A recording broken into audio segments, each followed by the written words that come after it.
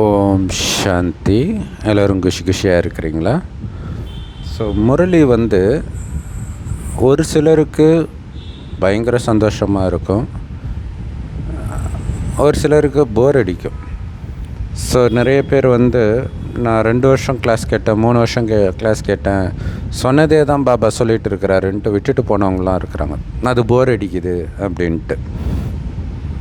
ஏன் ஒரு சிலருக்கு போர் அடிக்குது அப்படின்றதுக்கான பதில் சமீபமாக முரளியில் பாபா சொல்லியிருப்பார். முழுமையாக படிக்கிறவங்களுக்குத்தான், இந்த ஞானத்தை படிக்கிறவங்களுக்குத்தான் 84 பிறவி முழுசாக கிடைக்கும் அப்படின்னு சொல்கிறார்.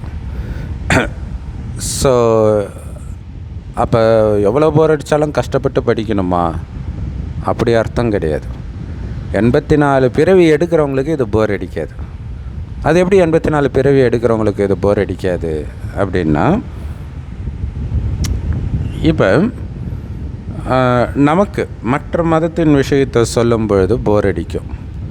ஏன்னா அது உண்மை இல்லைன்னு தெரியும், அது ஒன்று இருக்குது. பட் ஆனால் நம்ம ஞானத்தை வச்சு பொருத்தி பார்க்கும்போது இன்ட்ரெஸ்ட்டாக இருக்கும், அது வேறு விஷயம். ஞானம் வருவதற்கு முன்பு மற்ற மதத்தின் விஷயம் நமக்கு போர் அடிக்க தான் செய்யும்.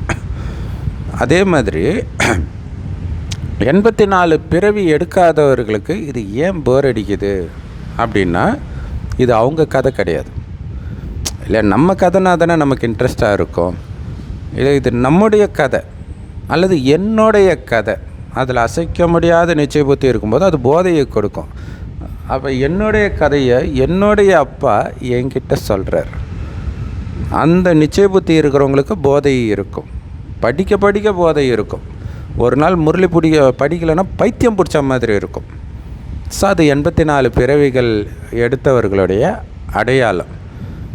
அப்படிலாம் ஒரு பெரிய விஷயம் கிடையாது. அப்படிலாம் ஒன்றும் முரளியெல்லாம் படிக்கணும்னு அவசியம் இல்லை, நான் எப்பயோ படிச்சிருக்கிறேன் அப்படின்னு சர்வசாதாரணமாக அதை விட்டுருவாங்க.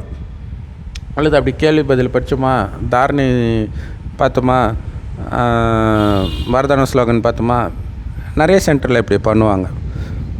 அப்போ உள்ளே இருக்கிறது அவங்களுக்கு போர் அடிக்கிறதா ஃபீல் ஆகுது அப்படின்னு அர்த்தம். 84 பிறவி அவங்க எடுக்கலைன்னு அர்த்தம். அதனால தான் பாப்பா அது ஒரு இஷாராவாக கொடுக்குறார். முழுசாக அதை எப்படி கொடுத்துருக்கிறார் பாருங்க. முழுசாக படிக்கிறவங்க தான் 84 பிறவி எடுப்பாங்க அப்படின்னு சொல்லியிருக்கிறார். ஆனால் உண்மை என்னென்னா 84 பிறவி எடுக்கிறவங்க தான் அதை வைக்க மனசு வராது, கட்டுப்பாகும். அந்த மாதிரி யாராவது சென்டரில் அப்படியே கேள்வி பதிலை படிச்சுட்டு அப்படியே வரதான ஸ்லோகன் தாரணை இப்படி போகிறாங்கன்னு வச்சுக்கோங்களேன், அங்கே போகவே நமக்கு பிடிக்காது. ஏன்னா இதுக்காக கஷ்டப்பட்டு வந்தோம், அப்பாவுடைய வார்த்தையை கேட்குறதுக்கு தானே நம்ம வந்தோம் அப்படின்னு தோணும். ஸோ நிறைய பேர் அப்படி கேட்டிருந்தாலும், ஃபுல்லாகவே படித்தே கேட்டிருந்தால் கூட அவங்க படித்தா தான் அவங்களுக்கு திருப்தியாகவே இருக்கும். ஏன்னா என் அப்பா எனக்காக எழுதியிருக்கிறார். அது எவ்வளோ பெரிய போதை இல்லையா? இது ஒரு லவ் லெட்டர். என் காதலன் எனக்காக எழுதுனதை நான் படிக்க படிக்க தானே எனக்கு ருசியாக இருக்கும். இன்னொருத்தர் படித்து காட்டினாங்கன்னா அதில் அந்தளவுக்கு சந்தோஷம் இருக்காது. நாமளாக படிக்கும்போது இன்னும் பயங்கர போதையை கொடுக்கும். ஸோ இது எல்லாமே முழுசாக 84 பிறவி எடுத்ததுடைய அடையாளம்.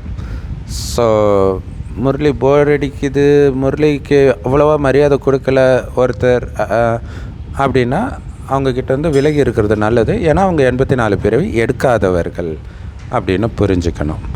ஓம் சாந்தி.